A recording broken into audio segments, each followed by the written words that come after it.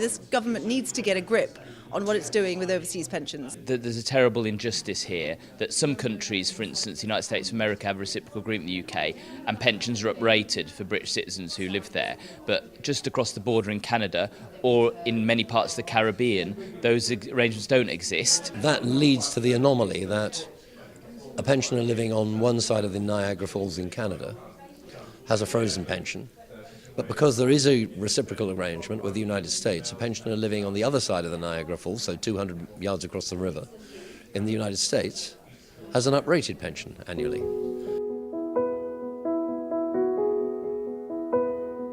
I've been in Canada for 17 years. I'm here for 12 days, purely for the purpose of trying to spread the unfairness of the situation I'm in. What we ought to remember is that we're talking about people that have paid national insurance. They've paid national insurance on the basis that they have a pension entitlement from the United Kingdom. The UK simply cannot pick and choose who should get a full pension based on where they live.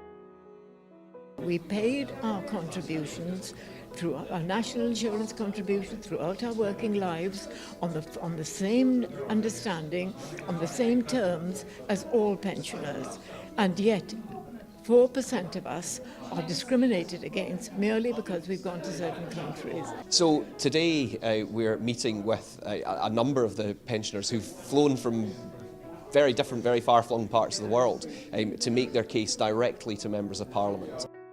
70 years it's been going on, but so far very little action has been taken.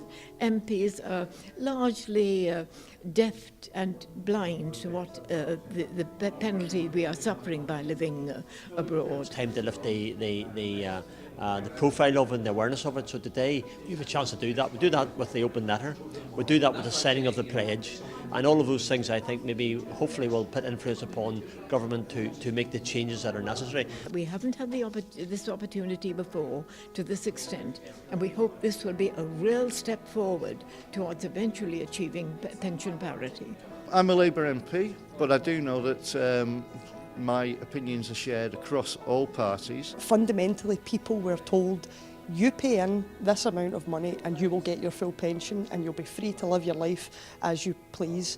Now we've discovered that the goalposts have moved, and I'm struggling to think of any group of pensioners that the government hasn't moved the goalposts for. It's disgraceful that we treat people who've given so much so badly, and I'm here to support this all the way.